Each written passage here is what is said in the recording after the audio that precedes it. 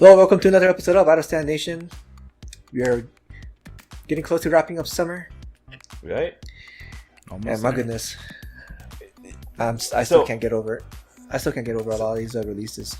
Right? So, is it just me, or did anyone else realize that there are kind of three things that happened for this week?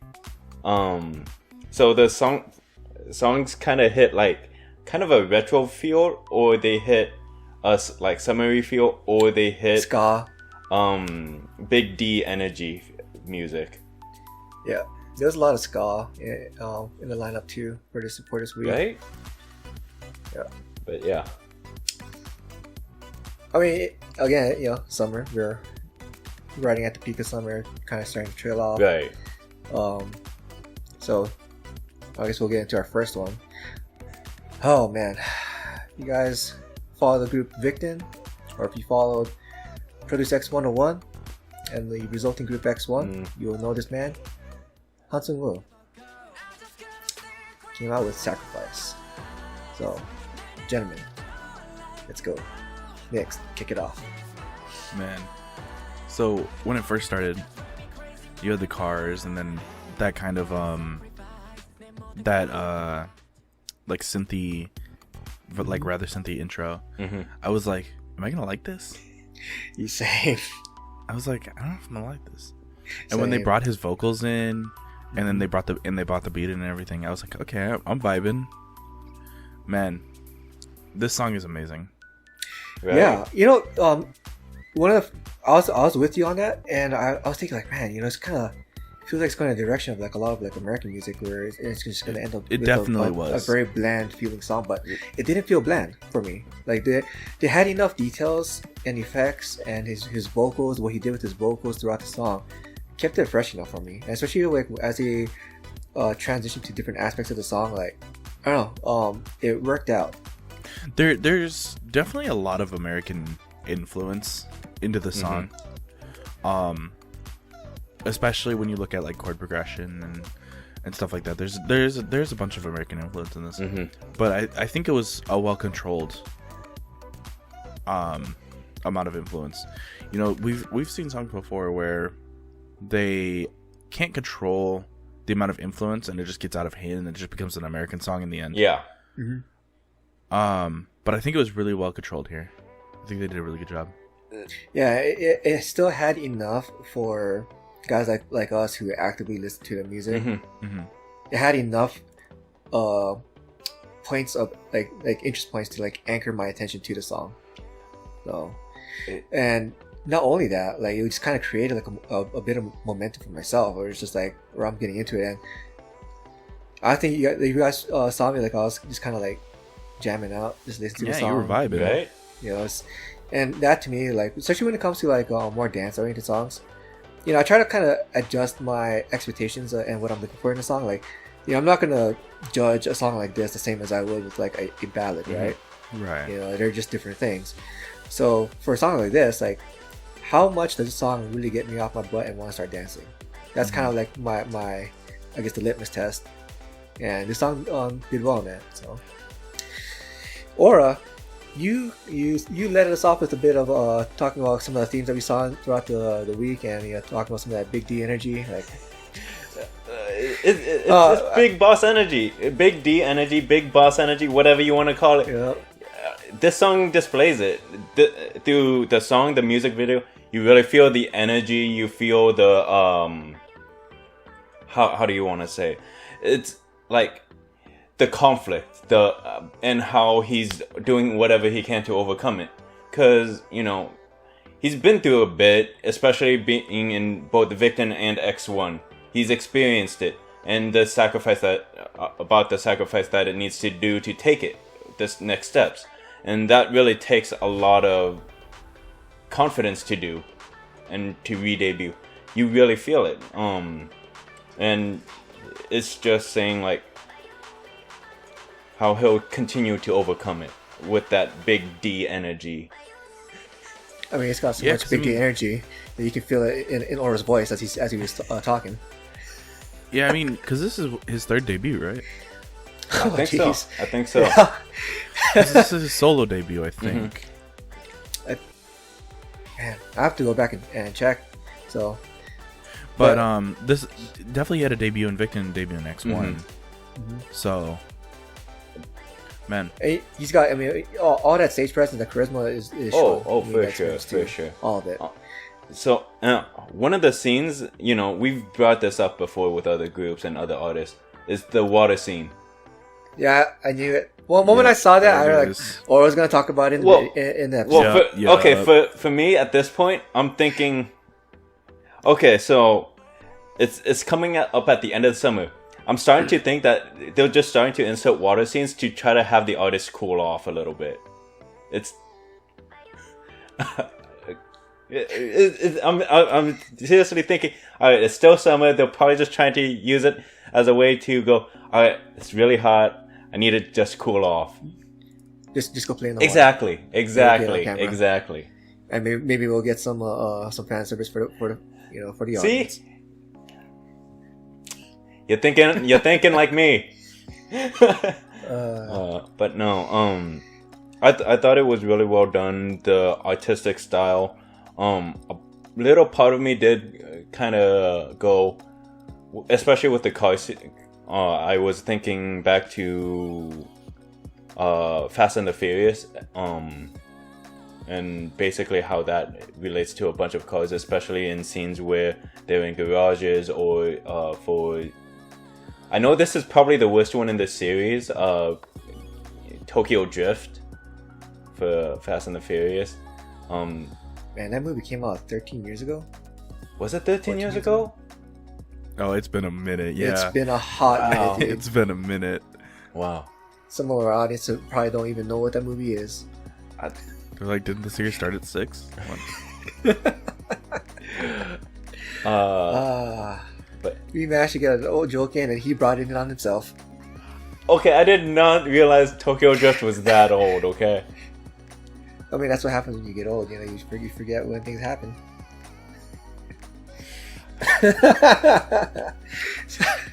so,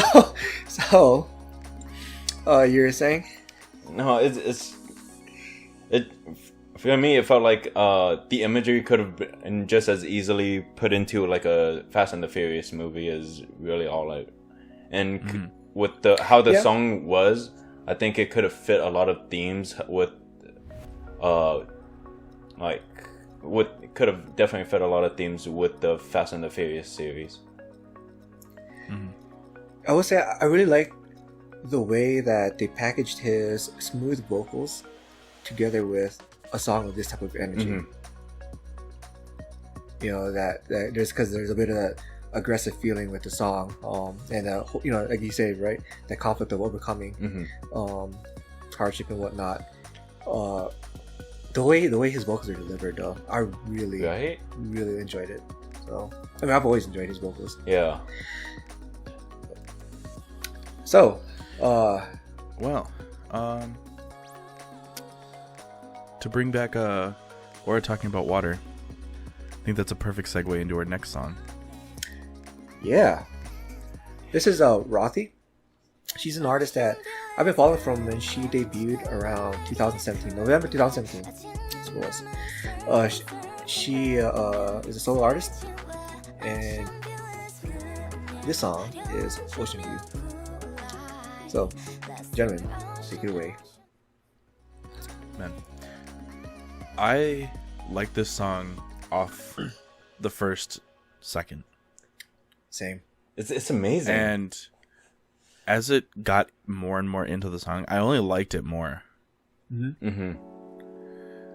Man, I think they played really well into her vocals and her vocal timbre. Yes. Because she has a very interesting timbre, right? You know, it's a very interesting amount of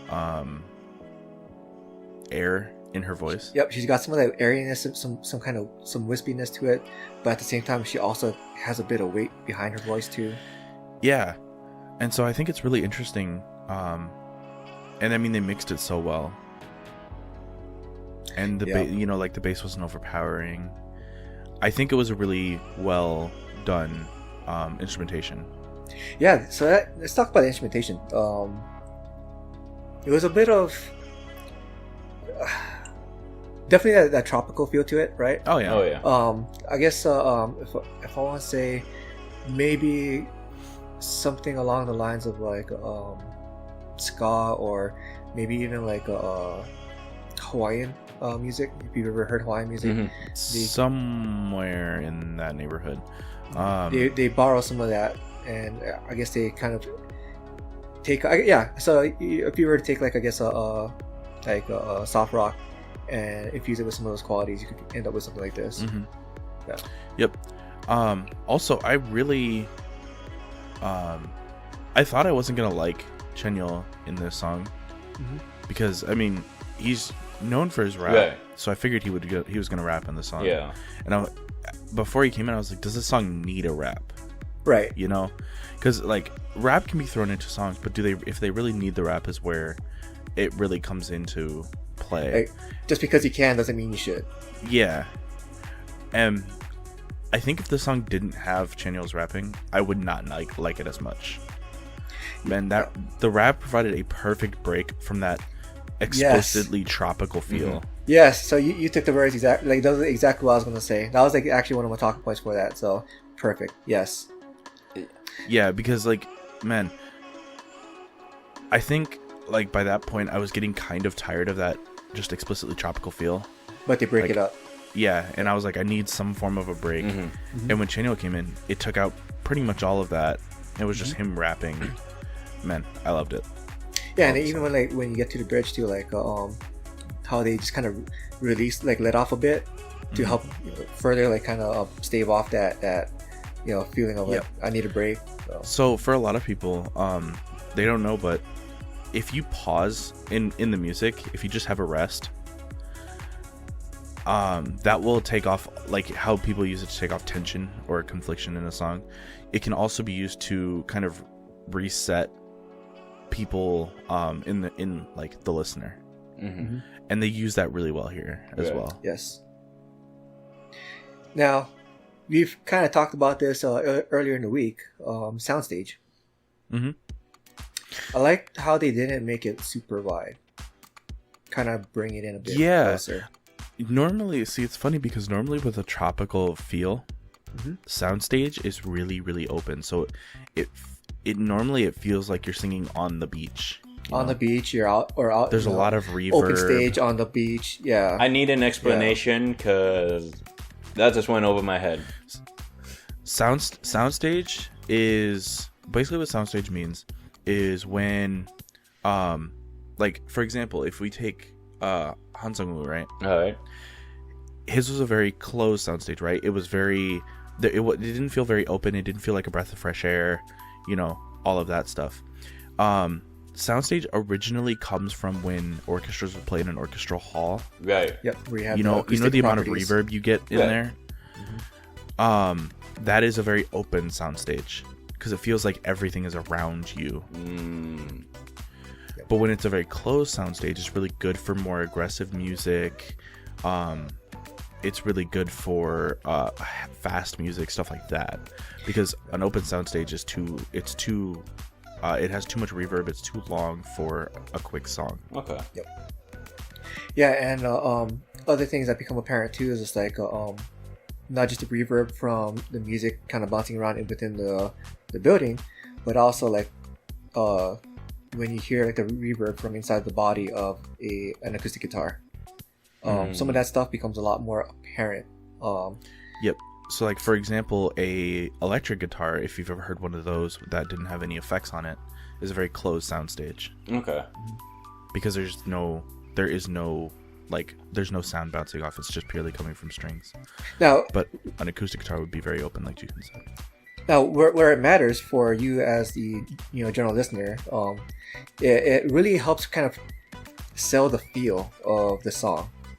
So, Nick and I had talked about this before. Like when you have a song with a very closed off soundstage, much more narrower, depending on the song, it can make it feel a lot more intimate, a lot more close. Like the person is right next to you performing.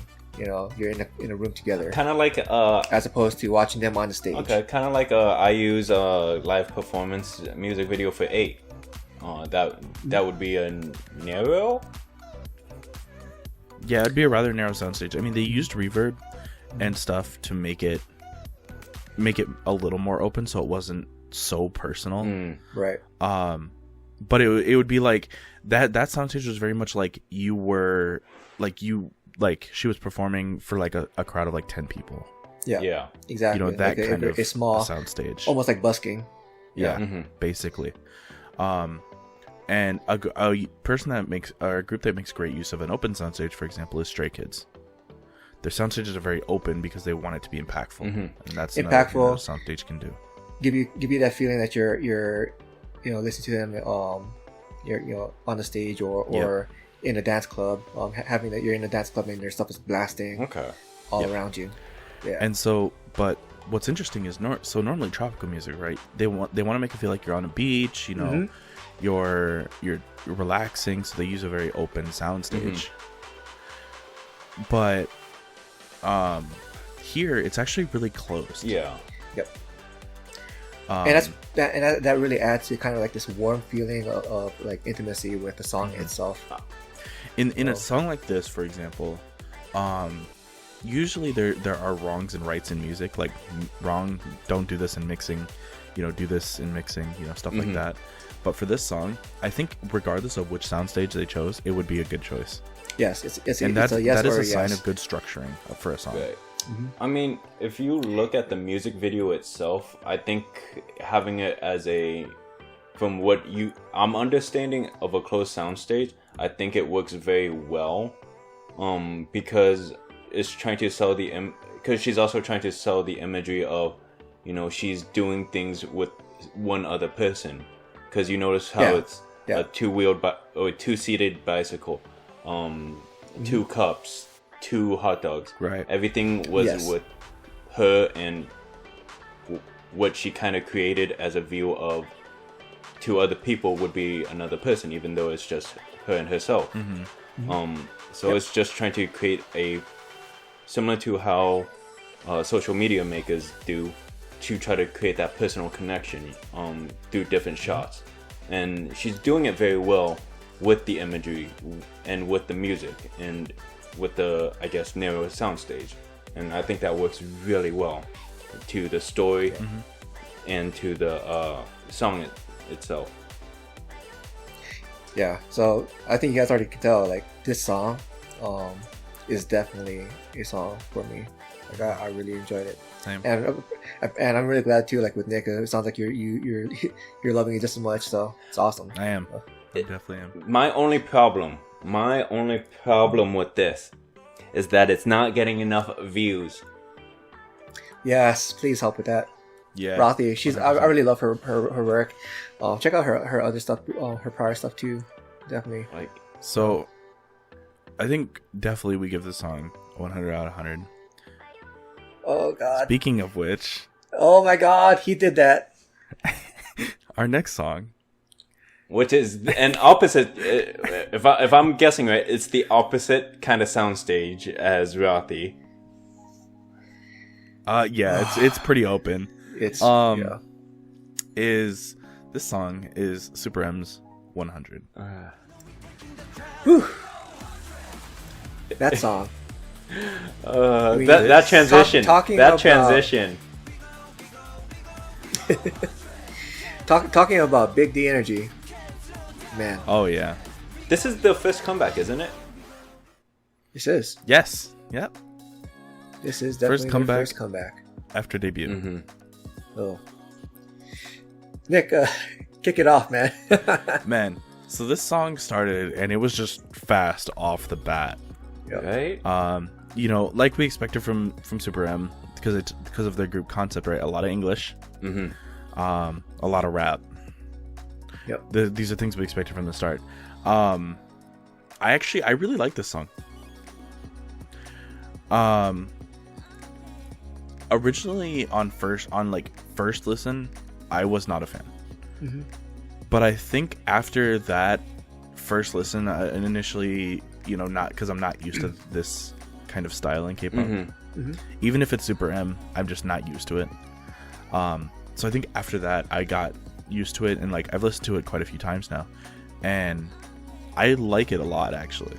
I think they transition very well. It's very clean. Mm-hmm. I think the instrumentation is also really strong.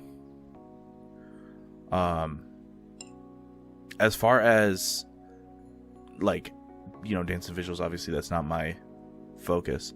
But what I did notice is that their CGI was really well done here as well. Oh yeah. I mean, obviously you can still tell what's CGI and what's not, just like we can tell actual instruments from not actual instruments. But I really think the CGI was well done here, and we saw a showcase of their CGI in Jopping. Mm-hmm. That title still gets me. I actually prefer this song over Jopping. I actually like. Same. I think I do too. Yeah. I like this song over more than Jopping. Like, for me, I think that while this still does the whole big D energy, like Jopping does, it doesn't overstep it like it does for Jopping. Yeah. It's not as over the top. It's definitely not. It's not as over the top. But also what I find interesting is, song wise, right? They actually followed a very similar style. Mm-hmm. You know, it's still very much the same similar format as Jopping. Yeah. You know, with slow down breaks and really high intensity choruses. I mean, for that, it's SM. Yeah, that was one of the things. In fact, I think you guys heard me say that too after I previewed or had checked out the song. I was like, this is definitely an SM song. Mm-hmm. So. Yeah. And I mean, so I think for the most part, I was pretty much expecting that going in. Right. But I really like this. There's also underlying instruments in the song itself that I really enjoy listening to as well. So. Yeah, you know, I think when it comes to labels like SM, JYP, YG, you can always count on them to competently, you know, do like the instrumentation, the mixing, mastering. A lot of that, there is that high level of quality that you'd expect from companies. Yep. Especially from the big three, yeah. Mm-hmm. And so, you know, that you can always count on that. I always appreciate that, right? And that's one of the things that I've always liked about large companies and even mid-sized companies, because mid-sized companies do. I have less issues. I don't have as much, you know. Yeah, I mean, you see the same thing from like Ulim, WM, you know, WM, yep, and Starship too. So yep, Starship. You definitely, it's for mid-sized companies. Definitely, they are. It's like very rare where a song will have bad mixing, yep, or something bad like mixing, that. bad instrumentation, bad vocal layers. Like you don't really see that. Yeah. That's like very rare. So, you know, I can really appreciate that about this song. And I guess for me, one of the biggest problems I have, I guess, is just SM burnout. I think that's really it, because like initially, right, the song was pretty impactful. I was getting into it, but by the end of it, I was just fatigued. I was like, so that is a regular problem with high intensity songs, is that it can wear out the user. Right. So usually the slower, more relaxed your song is, the more energized the user will be at the end. Or I say user, but it's the listener really. Starting to sound like one of the people from Chan or something. The user. Yeah. So the listener will be very like energized at the end of the song. So that's why you see a lot of the time R&B listeners, right? By the end, they're wanting to listen to more and more and more and more. You know. Or soul, or any of those like really slow genres. Whereas you see somebody that, you know, hypothetically listens to SuperM and Stray Kids, right? And they usually don't listen to for as long before switching genres. It's kind of natural. I would say that one thing that Stray Kids does really well though is having, well, at least for me personally, because it's not going to be the same with everybody else, but with Stray Kids, with their music, they do a good job of making music that stays with me. So even after I get done listening to their songs, or a song from them, and I'm not listening to any more music, I just, you know, take off my headphones or turn off my speakers because I gotta do something. It'll still stay with me, and it just feels like it's still playing inside of me, you know. with this song, it's just I didn't have that at all. It was more like the opposite. For me, I felt like this song would be something I would play if I was like going to the gym to lift weights, to go for like a run or whatever, or even like shadow boxing or whatever. I felt like it'd be one of those songs, especially if you watch the music video, you'll also notice like it uses a lot of power moves for the dances. Yes. So like if you're an active listener like we are, like just watching the power moves can drain you too. Yeah, I wasn't even really paying that much attention to the music video itself. I don't know. Again, everything just boils back down to, for me, I think I'm just burnt out. So. Oh man. What else you got with the music video? Because Nick did mention CG. So yeah, I mean, it uses CG for like a lot of scenes to try to emulate speed, to emulate like going places, you know, because it's a high intensity thing, which, you know, you don't want your members jumping off of a train or anything. Like that is very dangerous. They used most of the I have been told. Yeah, right. It's it's to basically emulate like high intensity situations to basically control the environment. That's really what the CG was used for. Because, you know, you see a lot of racing scenes, or scenes with cars and whatnot. So it's mostly to try to, and it can get really expensive. It's just to save. The CG I felt like was used well, and wasn't overdone, but it was also used to, one, keep the safety of the members, you know, don't want to accidentally hit them with a car, and to save on budget, you know, because cars can cost a lot. Certain places in filming can cost a lot, so it's also a way to try to balance out the budget for making a music video like this.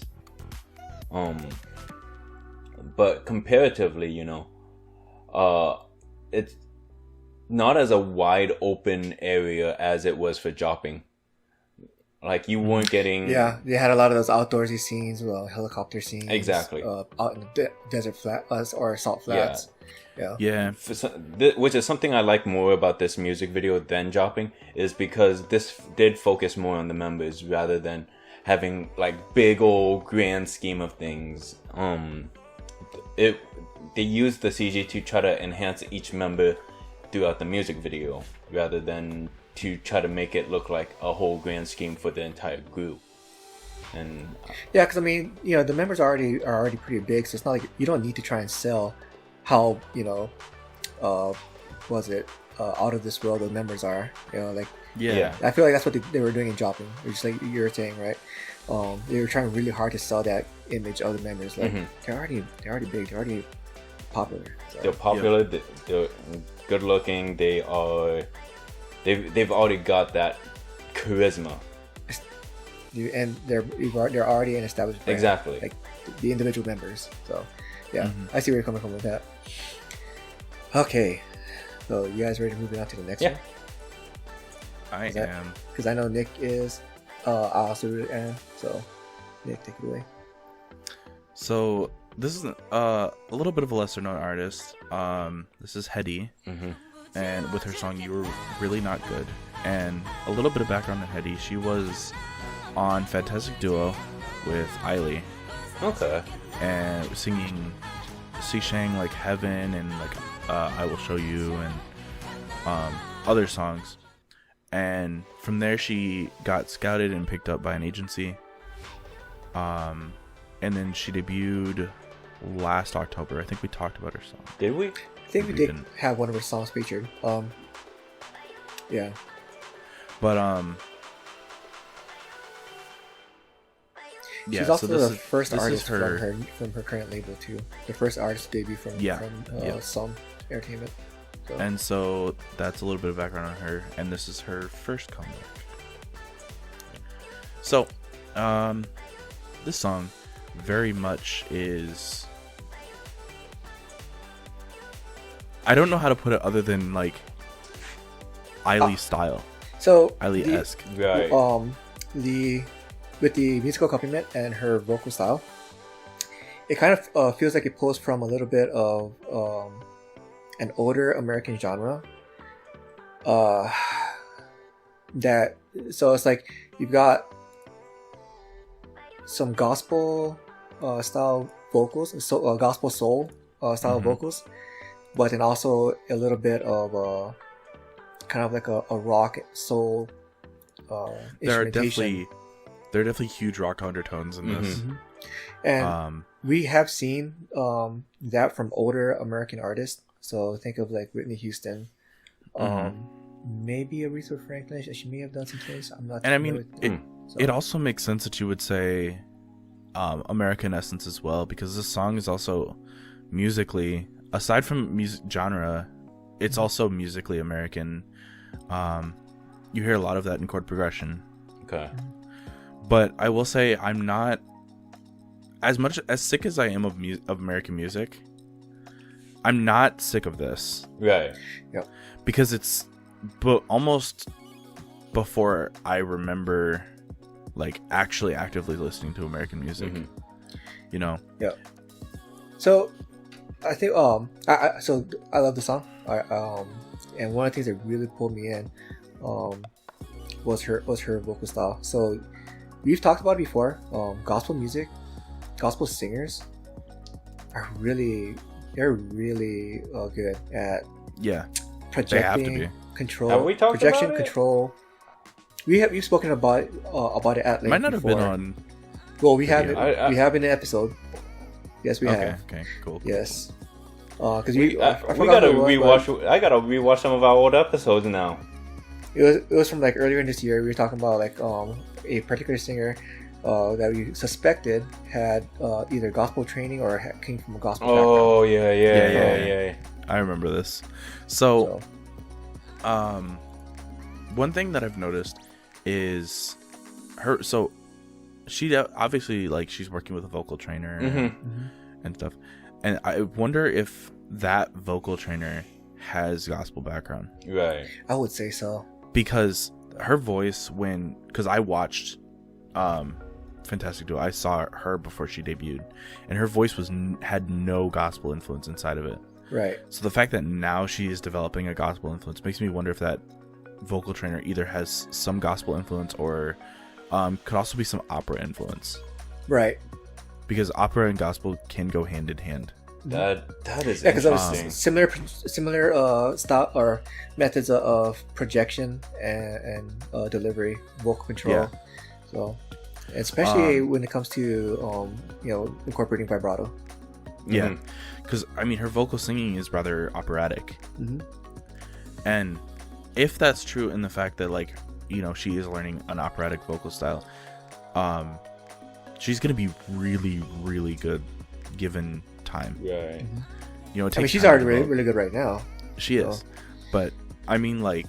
But like, what is like the glimpse into the future of what she's going to be capable of? If she's made this, because she's made this amount of progress in such a short time. And so she's obviously learning really fast. Right. Yep. This song though, it builds, right? Yep. As every song does. But when it hits the climax, it doesn't stop. It just keeps going. And that is one thing that I really like about the song is up until the end, like I feel like it's building to something. Yep. And then right at the end it just releases. Right. And I just talked about releasing like using like rest as release and stuff like that. Yep. And man, they do a perfect release in this song where just all that tension is just gone. It really does. And when it's released, I don't know, it really does just feel kind of like really uplifting in a way. For me, what I liked was the that beginning kind of slow build up, and then Yeah. that pause before that like actual build up starts going, like kind of like it starts off slow and then it takes that pause to do that dramatic build up, and then it just continues going up. That was the kind of spark that like really kind of started enticing me throughout the entire song. So in music, I'm not sure what the actual term is, but what my teacher referred it to and all that was the calm before the storm. Yep. Because it was much in the way of like, you know, a lot, the way it got popularized was a lot of singers were doing like this, oh, it'll be fine, I'll be okay, and then just a torrent of all the problems that they were having, or the emotions that they wanted to, that they were suppressing and releasing. And so it was very much like a calm before the storm. And honestly, like, I think that was the best way they could have done it. You know, instead of just having just a quick build up in general for the song and then climaxing coming back down, that would be very generic. Right. You know, it wouldn't really feel like it was Hedy's song. It just feel like it was just another song. You know what I mean? But man, I really do like that aura as well. Yes. And can I say that how amazing the background band was as well? Like, I really enjoyed the band. Yeah. And the incorporation of the band into this song itself. And then like when you watch the music video, like you can tell like they're not the main focus. Obviously, Hedy is. So you know they're still there. They're still the ones supporting her, but they'll blur it out so they won't overtake Hedy. They aren't the main focus. Hedy is. Right. And that was a but nice you know touch. They're there. That was a nice touch. Yeah, and I mean they even have their own shots at some points in the song, and I really like that because I think it's great for companies to highlight the fact, like, because if you highlight like a guitar, for example, the listener will start to listen for a guitar, right? Which can really bring that to the forward point, even when it's not actually pushed forward in the mixing. And for the listener, that could also help make the song come that much more alive for the listener when that happens. Yes. So we talked about soundstage previously, and there's a point in soundstage where soundstage gets weird. So for example, right, this is a very closed soundstage. They want you to make it feel like it's personal. However, because of her vocals, the gospel singing kind of operatic feel, it's an open feeling. Because it feels very wide. It feels like even though like it's very personal, it doesn't feel like she's on a stage singing to you. Right. Yeah, because and part of that too is like it would just kind of create this weird, just like you're saying, right? It feels weird because you wouldn't normally sing like that in a very closed environment. Like, say if you were sitting right next to me, you're not going to project your voice like, you know, into my ear like that, right? And it just wouldn't feel right. Yeah. So this is very much, I almost want to call it a neutral soundstage, where it's in the middle, and like based on your interpretation, it could be closed or it could be open. How about this for a better word? Ambiguous. It's a very ambiguous soundstage. It is. It is a very ambiguous soundstage. But man, I was like on like my second and third listen, that was the thing that I noticed first off, was this soundstage is so weird. But on my like third and fourth listen, I was like, man, this mixing is amazing. Yeah. Because it's so hard to mix gospel rock kind of together without like ruining it. Yeah, and I feel like at least in the American scene, that era had like came and went. So I remember I went to the library like a few years back, and I was looking through. They have CDs, right, that you can like borrow and whatnot. And I just saw one. I just picked it out at random, and it was a bunch of like music from that era, like the late '80s. So like, what was it called? Like the Motown like classics, I think it was. Yeah. So and they had a lot of that style in there.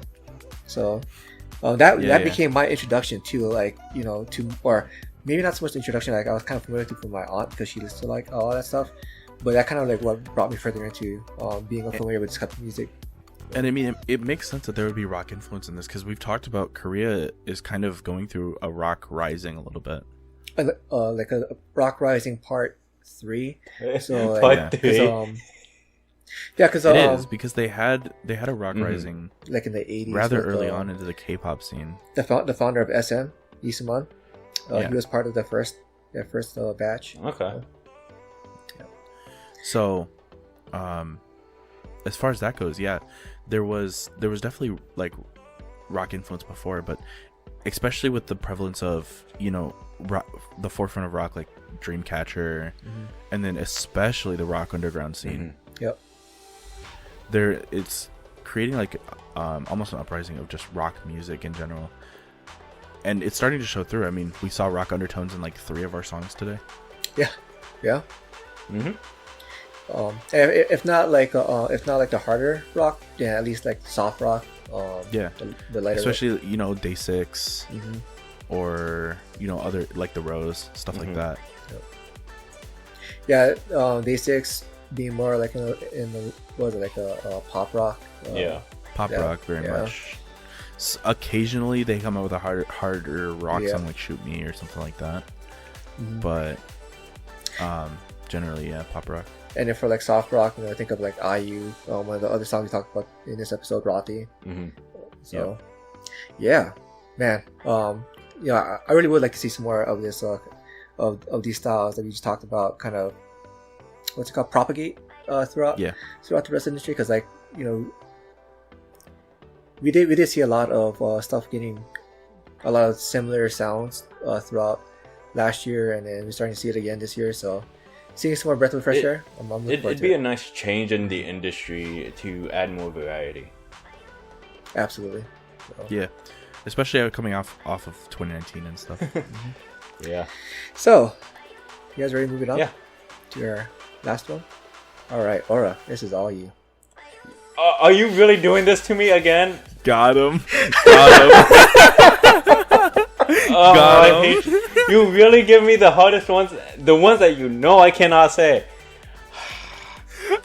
I don't know what you're talking about. I would never. I don't know. It's pretty easy to say.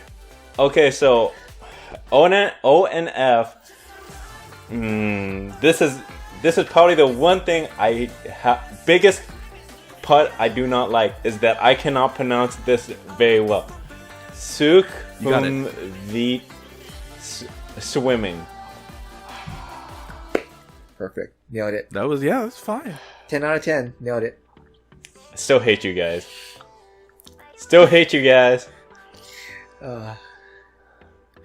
So yeah, this is ONF.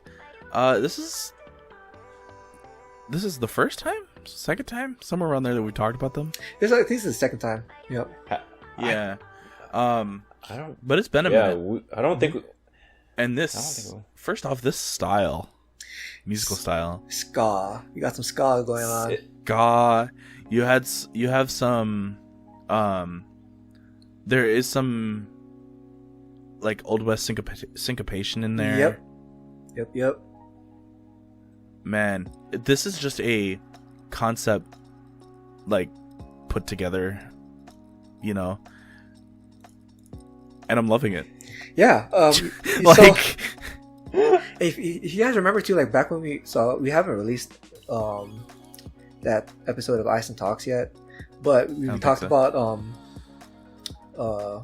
styles that we would like to see more of, styles that we were burnt out of, and like I distinctly remember like one of us even like mentioned like it'd be great to see some more ska, or see some ska kind of like make its way into. I think that was you. Variety.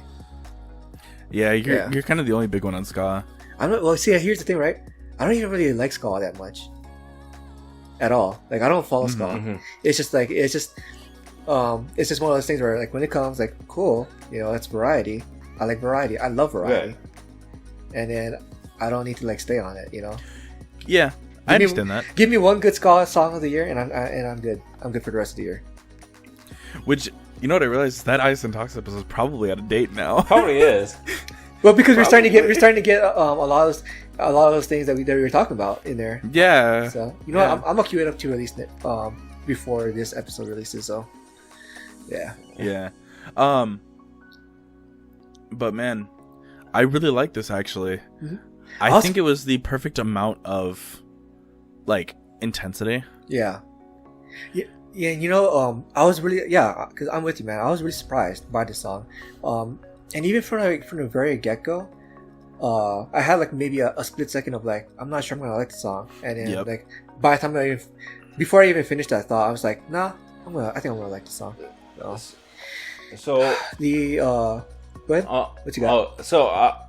I've been trying to figure out what the instrument is that they start out with, and they kind of like bring it up every so often throughout the song. I want to say it's a clarinet, but I could be very wrong. It kind of is. It might be a clarinet.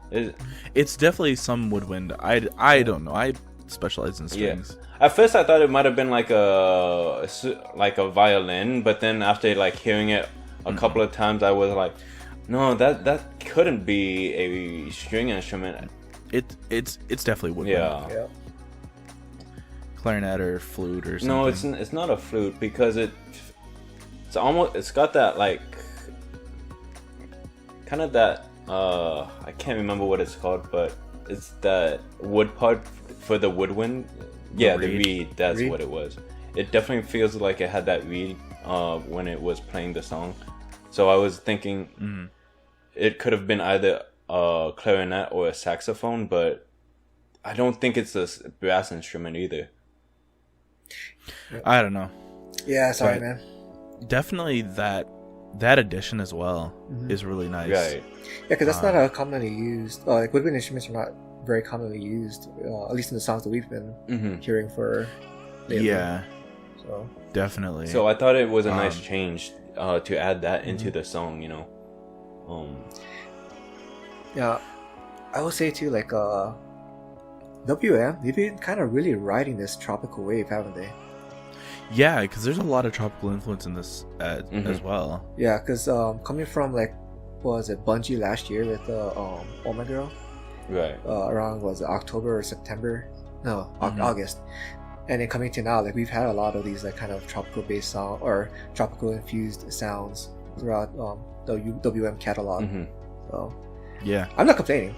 You know, I'm not complaining at all. No, you love tropical music. Apparently, I do. You know, or at least I love it a lot more than I thought I did. So yeah, because you also really love tropical house.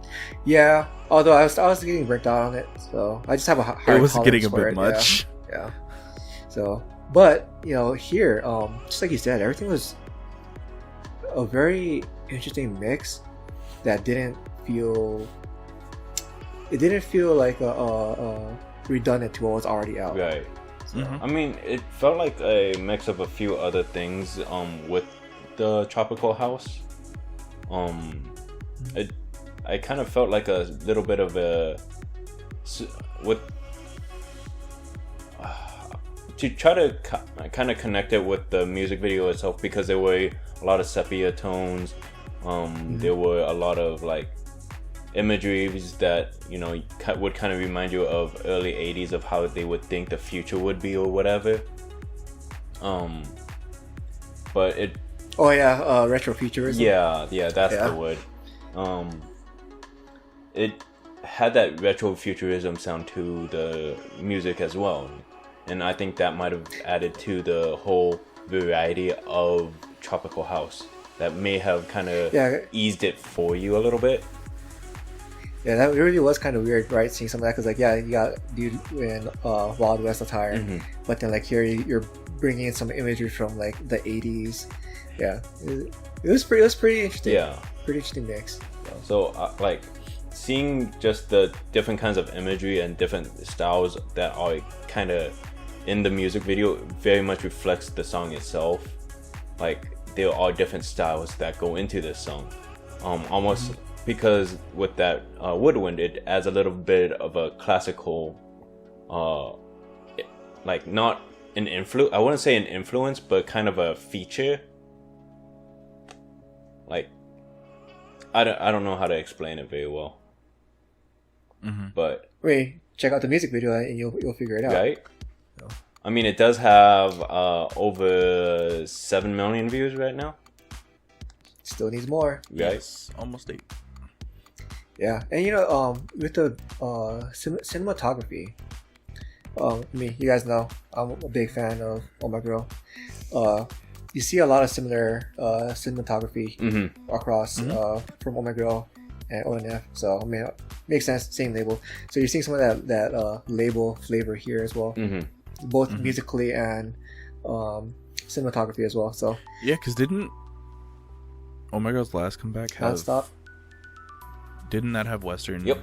It did. Like It imagery did as well. have a scene with Western imagery, and also some of the way some of the scenes were laid out with the camera shots, and also like so you got that one scene where you got a dude who's like he looks like he's super tiny, but then you got one of the other members he's like super huge, off in the distance, he's like looking down at him, like you're like a person looking down at an ant. Yeah. So you've seen similar styles in Oh My Girl as well. Yeah. So. And I'm not complaining. I enjoy it. So Yeah. Right. So music video pick of the week. Oh. Alright, go. Me? Okay. So you make me have the one that I have difficulty saying, and now I'm the first one to pick. Yeah, because I gotta buy myself time to actually make my pick. Alright. Thank you, Jihoon. It wasn't me. Alright. So for me, I really want to say Rothy, Ocean View. The cinematography and her vocals just got me. I'm so happy. Just got me. I feel like there's like someone else who's recognizing how awesome she is ever since I discovered her. Yeah, definitely. That MV was great. Jihoon? Oh man, I'm still trying to decide. So between Seung Woo, Rothy, Hedy, and ONF, how do I pick? This is a really hard. I mean, I say that every week too, but this is really hard. Yeah. Since Aura already picked Rothy, so that makes it easy for me. I don't know. This is why we never have all kills. I know, right? He says it's because we never agree. It's never that. It's just he never picks anything. he never picks. He never picks one that anyone else Yeah. picks. Yeah. That's why we need to have him pick first sometimes. Yeah, because like I'm leaning towards Hedy, but I feel like Nick might pick Hedy, so I don't know. I don't know what you're talking about. Because gosh, man, you know what? I'm gonna go with Hedy. I'm gonna take that from Nick. So unlike Jihoon, I am not afraid of picking something other people picked.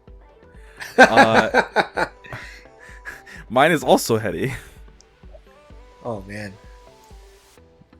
Sorry, Hanson. Sorry, ONF. It's all right. I mean, we were close. We were close. If it wasn't for me picking Rothy, we would have had an all kill. And if somebody just It's all right. Our bingo card doesn't apply yet. right. And for those people who don't know, we do have a bingo code. We put it up. We'll talk more about it. Yeah, we'll talk more about it in a bit. No. Quick shots. All right. Quick shots with Nick. Yeah. So Brave Girls. Hadn't heard that name in a while. Yeah. It's been 3 years since our last Korean comeback. That's crazy. Yeah, it's been definitely a minute. Saw Eunji recently on Queendom. And then they've kind of been doing their own stuff. Well, they're back and in full force. Yep. Brave Girls had a comeback called LiQWYD. It is definitely city pop, 80s retro kind of vibe. If that's something for you, make sure you go check that out. Like I said, currently has 112,000 views. That's not enough. Not enough for I mean, Brave like Girls. I said, this week is definitely retro feels. Big D energy or summer vibe feels. Yeah.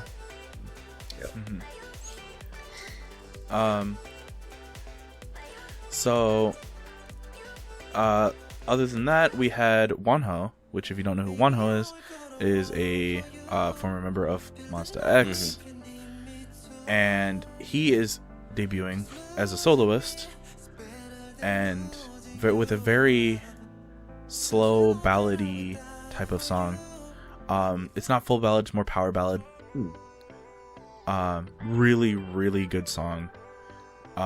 Make sure you go check that out. I was just thinking I could use some more power ballads in my life. I'll make sure to send it in the chat later. Hell yeah. Make sure you go check that out. It currently has almost 2 million views across both of his personal account and 1NK. So right on. So we kind of talked about this a little bit. Bingo board. We released an episode talking about our predictions of some of the things we could see in K-pop for the fall winter seasons. So if you haven't checked that, go ahead and check it out. You'll see how we came up with building that bingo board. So my vote is still for the Viking music video, by the way. It's not gonna happen. I'm hoping someone out there. Someone out there is going to listen to me. The only people that are crazy enough to do it is Stray Kids. You better place your bet. Stray Kids, yeah. They would be perfect for Stray Kids. I couldn't. I mean, they did a chef concept. Like, come on. Okay, I wouldn't mind if Stray Kids did a Viking concept now. Maybe Day 6. Yeah. Or ONES. Ooh, ONES. MCND? Yeah. All right. All right. So, I mean, how's it looking so far? With what can we expect to get crossed off soon? Well, since it's not starting till September, yeah, so I'm talking about for when it actually kicks off. What can we expect to start getting crossed off? Akmu confirmed a series of comebacks. Right. YG's new thing. So Akmu confirmed a series of comebacks, and that's set for September. So provided everything goes right and that actually comes out in September or sometime in that like zone, we should be able to cross that off. So that's already getting started very well. So there are two that are debatable that we can possibly.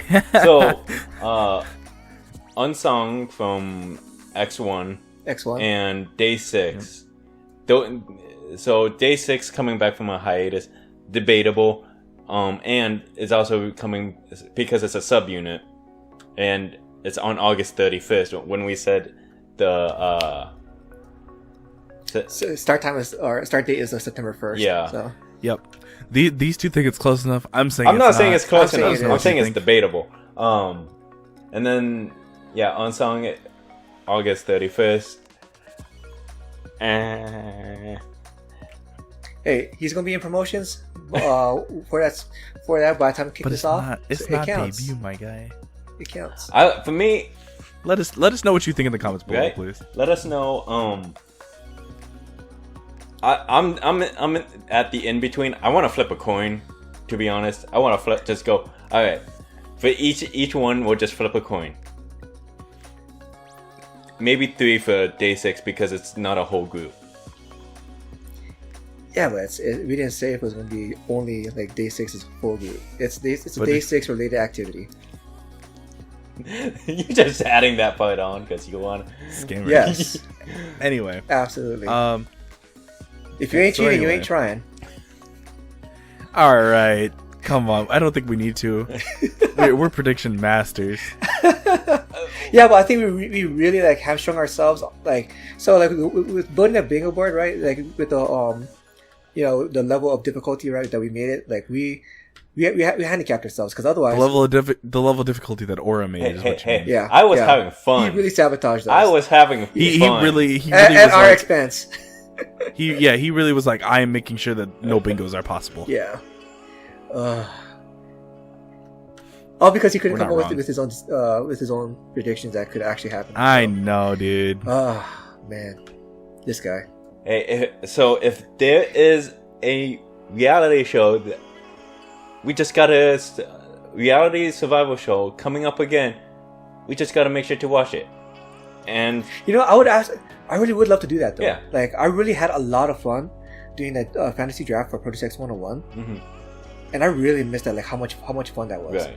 So, So quick, somebody find us a new show that we can do that for right. and have fun and get emotionally invested in and cry a lot of tears about. There were so many tears. There was so many tears. So. All All right, yeah, it's about that time. Wait, before we end it off. Oh yeah. A surprise Right. quick shots. Yeah. So, you know, recently Soba happened, or Soribada. Soribada.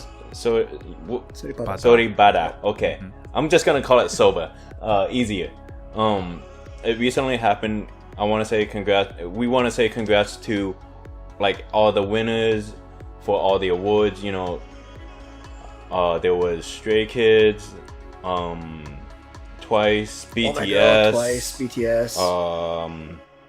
I want to say Nature, Gravity, MCND, Alexa, and just so many more. That, you know, congrats to all these artists. They've really worked hard this past year and all the other years that for the other winners. You know, they've really worked hard. And yeah.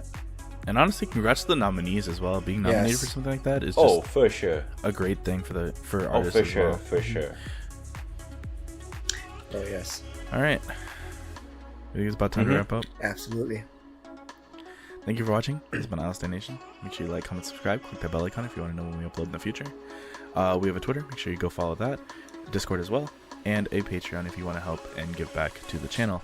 All the links to the MVs we talked about will be in the comment section down below. Description, not the comment section. That one in the description down below. So make sure you go check out all the MVs we talked about and any more. Let us know if we missed anything as well. And we will see you guys next week. Bye. Bye.